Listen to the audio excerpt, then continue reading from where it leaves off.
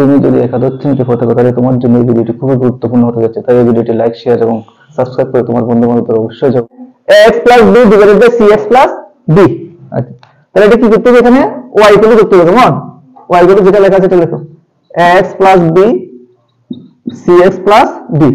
তাহলে এটা কোন সূত্র হবে? ভাগের সূত্র, u by d। এটা উপরটা হলো u, নিচেরটা হলো d, ওই সূত্র আসবে। কেমন?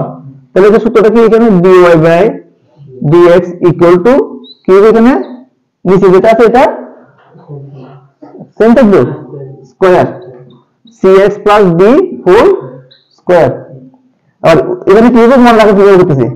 হ্যাঁ, প্রথমে এই নিচের পার্টটা যেটা আছে এটা cx plus d না স্কয়ার, না নিচেতে দিলাম cx plus d ইনটু উপরেরটা derivative, d by dx to উপরেরটা x plus d মাইনাস, এখানে বামের ক্ষেত্রে কি মাইনাস, মাইনাস কোনটা? উপরের পার্টটা কি আছে? x plus d, x plus d d by dx into নিচের নিচেরটা কত আছে? cx plus d, এটা x plus d whole square, এখানে এটা cx plus d ইনটু এটা ডেরিভেটিভ, ভিতরে যে থাকা সেটা ডেরিভেটিভ। তাহলে এখানে x এটা ডেরিভেটিভ কত হলো?